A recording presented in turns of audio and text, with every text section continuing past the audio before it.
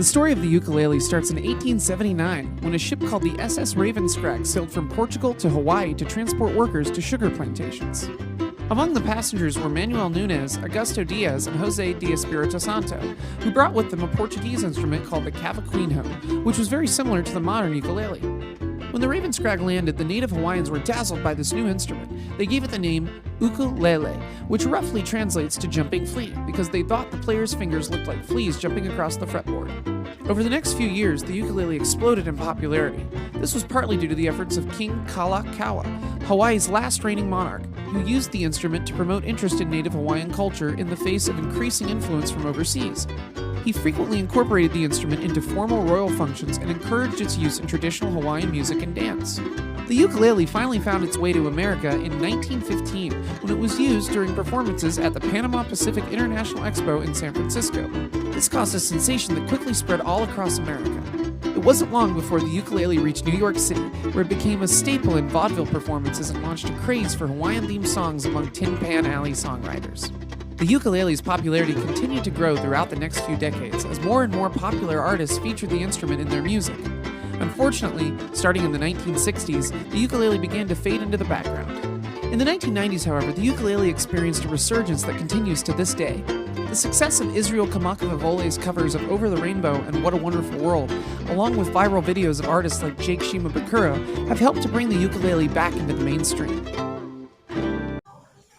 So now we have done the history of our ukulele. I'm sorry to didn't have ukulele right now, but I will make sure that I will explain to you the every part of the ukulele. Now let's start with the headstock. The headstock is the head from the ukulele, which attached from there is the tuners. Remember that every tuners have every strings.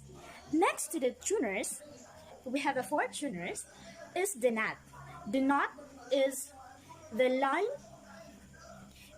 You can see at the picture the line that is closest to the tuners, and that is the role of the knot is to put the strings in one place and to create a sound by the vibration and the gap of each.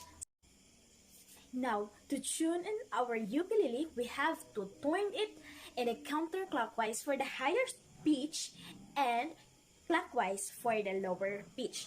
Now let's have the knot. The knot helps the string to play, to create sound, and also stop the play of the string.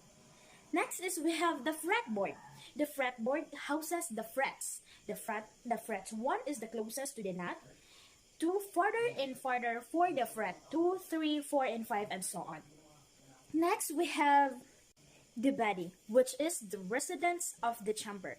And part of our body in the ukulele is the sound hole, which is allow pressure to release from the body. Next to the sound hole is the attach to the in the high. Next to the sound hole is the bridge. The bridge is like the function of the knot which hold the strings.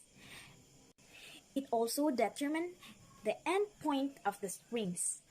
Distance between the knot and the bridge is the length of the string of the ukulele. Don't forget that, okay? It is not about from the headstock or the tuner to the bridge, but it is the knot from the knot to the bridge. Okay, so can you give the parts of the ukulele? Okay, let's name them: the headstock, the fretboard, the body. Under the body is the sound hole, the bridge, tuner, and the nuts. That's all for today.